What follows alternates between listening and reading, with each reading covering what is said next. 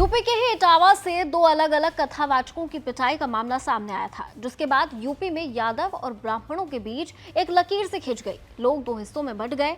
अब इस मामले में राजनीति भी चरम पर है, जहां एक तरफ दोनों ही मामलों में आरोप प्रत्यारोप का सिलसिला जारी है। अब ब्राह्मण कथावाचक की पिटाई वाले मामले में एक नया अपडेट सामने आया है। यूपी के इटावा में छेड़खानी के आरोप में एक शख्स की पिटाई का वीडियो खूब तेजी से वायरल हुआ था। अब भागवत कथा हवन अनुष्ठान कराने वाले पंकज उपाध्याय ने कहा है कि उन्होंने शराब नहीं पी थी, बल्कि मिर्गी का दौरा पड़ने से वो अपनी सुध-बुध खो बैठे थे।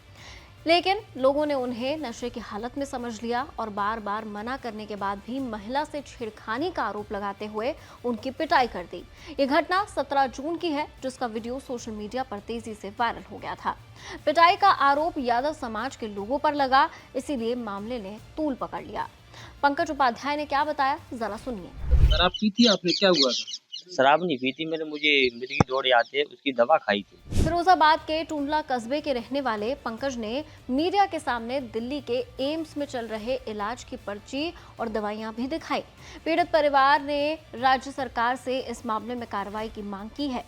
इस बीच भागवत कथावाचक के साथ हुई इस घटना को लेकर प्रदेश की सियासत और भी गर्मा गई है। बीजेपी और समाजवादी पार्टी के बीच आरोप प्रत्यारोप का दौर एक बार फिर शुरू हो गया। बीजेपी ने ऐसी घटनाओं के लिए समाजवादी पार्टी के कार्यकर्ताओं को जिम्मेदार ठहराया।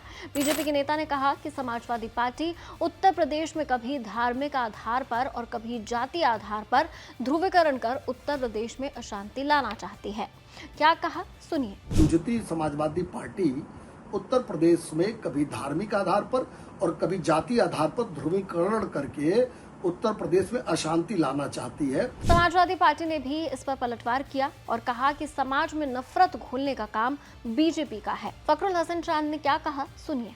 उत्तर प्रदेश में ब्राह्मणों पे, पिछड़ों पे, दलित पे, अल्पसंख्यकों पे अगर सबसे ज्यादा अत्याचार हुआ है तो भारतीय जनता पार्टी की सरकार में हुआ है। हालांकि इस मामले में ना तो यादव समाज के लोगों की ओर से और ना ही पंकज उपाध्याय की ओर से कोई शिकायत दर्ज कराई गई है, लेकिन इस मामले ने उत्तर प्रदेश की सियासत को हवा जरूर देती है। इसकी एक बड़ी वजह हाल ही में सामने आया एक दूसरा कथावाचकों का मामला भी था, जहां यादव समाज के कथावाचकों पर आरोप लगे कि उन्होंने अपनी पहचान छुपाकर कथा कही।